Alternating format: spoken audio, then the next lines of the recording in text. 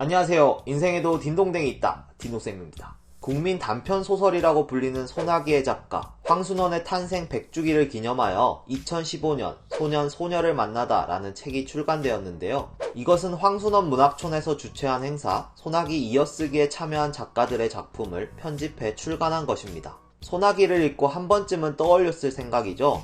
소녀가 죽고 소녀는 어떻게 됐을까? 과연 소녀는 다시 사랑을 시작할 수 있을까? 소녀는 어떤 어른으로 성장했을까? 이러한 물음에 대한 답을 여러 쟁쟁한 작가들의 문장으로 만나볼 수 있다는 게 너무나 감사할 따름입니다. 그런데 이러한 생각이 작가들에게만 든 건 아니었나봐요. 지난 영상에서 살펴본 클래식의 곽재용 감독과 마찬가지로 코미디 영화로 유명한 장진 감독도 소나기의 뒷이야기가 궁금했는지 직접 영화로 만들어버렸습니다.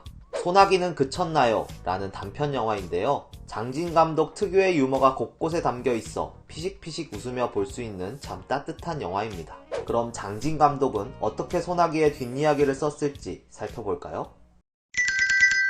이 영화는 소설 소나기의 엔딩 부분, 즉 방 안에서 부모님을 통해 소녀의 유언을 듣게 되는 장면부터 시작됩니다. 소녀는 소녀의 죽음이 자신의 탓이라도 되는 양 스스로를 괴롭히는데요. 밥도 먹는 둥 마는 둥 하고 평소 안 하던 이상한 행동들을 하기 시작합니다. 소녀의 무덤에 왜 비석이 없냐는 아들의 질문에 아버지는 부모보다 일찍 죽으면 비석을 세우지 않는다고 말해줍니다. 안 그래도 슬픈데 비석까지 세우면 볼 때마다 더 가슴이 찢어질 게 아니냐고 하면서요. 소녀는 자기가 죽거든 꼭 비석에 죽도록 사랑했다고, 그래서 죽었노라고 써달라고 말합니다. 그리고선 한 대 맞죠. 너 뭐라 그러겨? 너 한번 죽도록 맞아봐 이놈아! 못 보던 까치가 자기를 따라다닌다면서 이상해하는 소년. 어쩌면 소녀가 아닐까 하는 생각도 해보는데요. 그러던 중 윤초씨가 찾아옵니다. 윤초씨는 소년에게 짜장면을 사주면서 연희미의 유품을 건네줍니다. 살아있을 때 내 얘기를 많이 했다고, 그래서 너한테 주는 게 나을 것 같다고 하면서요. 야, 얼른 데려. 소녀의 일기장을 읽고 내일이 소녀 친구의 생일임을 알게 된 소녀는 아버지에게 진지하게 서울에 꼭 가야 한다고 조릅니다. 어찌어찌 소녀의 친구를 찾아 생일 축하한다는 말을 전하고 노래까지 불러주는 소년.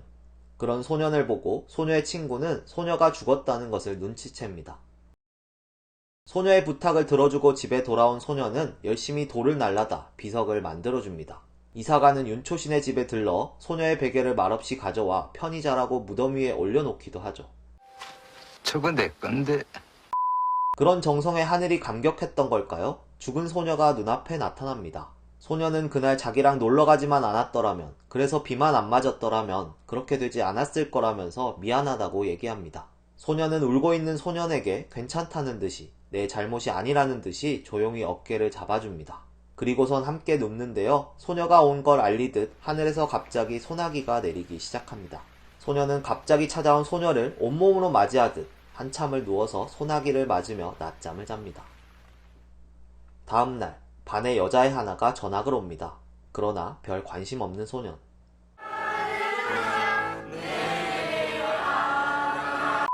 오히려 죽은 소녀가 떠올라 미운 감정마저 듭니다. 어느 날 징검다리를 건너려는데 전학 온 여자애가 저기, 이건 이름이 뭐니? 라고 묻자 소녀는 말없이 가까이 가서 여자애를 밀쳐버립니다. 소녀와의 추억을 다른 사람으로 더럽히고 싶지 않아서였을까요? 아니면 소녀에 대한 일편단심의 마음을 보여주기 위해서였을까요? 아무튼 소녀는 그렇게 매정하게 여자애를 밀어낸 뒤 하늘에 대고 자랑스럽게 이야기합니다. 그렇게 계속 나 보고 있을 거야? 유치하기 짝이 없지만 소녀는 늘 자신을 보고 있는 소녀를 결코 배신하지 않을 것임을 이런 식으로 보여주고 있는 것이죠. 그러면서 영화는 끝이 납니다.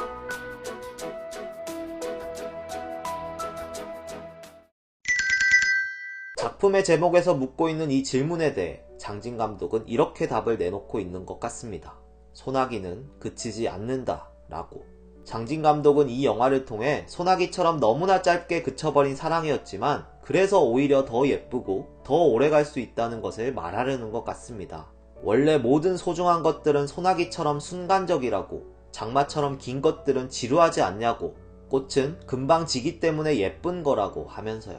그리고 그렇기 때문에 그 기억을 오래 간직할 수 있는 거라면서 소년과 소녀의 사랑은 한순간에 끝난 것이 아니라 영원토록 마음속에서 이어질 것이라고 말하는 것 같습니다.